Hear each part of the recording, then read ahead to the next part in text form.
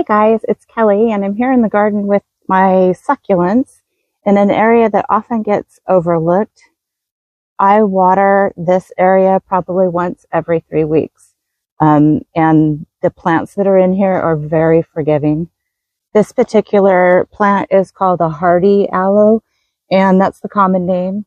And for good reason, because it can withstand drought and even can withstand cold temperatures, like when it freezes here, which is not very often, but when it does, it does just fine.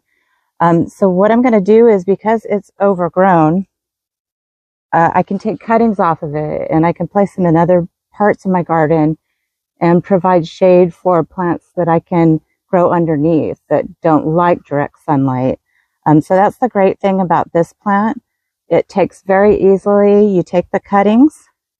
What I'll do is I'll take off a side shoot because I can't even get through here anymore. It's growing, which is great. And I'm just going to take off some of these in the front and the back section to encourage it to grow up. We'll see how that goes. And then I just removed the leaves going down to about this section. You can let it dry up and then in a couple days just stick it in soil. You can put it in a pot to root or direct it in the soil, doesn't matter. I put it plant straight in the ground and they do just fine. I have some others that I planted in the garden out by the cactus patch and in different areas, and they've already grown within 6 months a good foot and a half.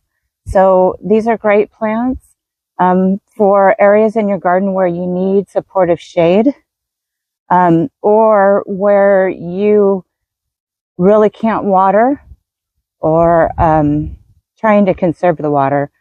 So the Hardy Aloes, yeah, they're great. Another reason I really like this plant is because in June and July it flowers. It sends up these really tall stalks with bright yellow flowers. They're really beautiful. And the hummingbirds love them like they're candy. They just absolutely adore them, and they're buzzing through here all the time. So it's wonderful.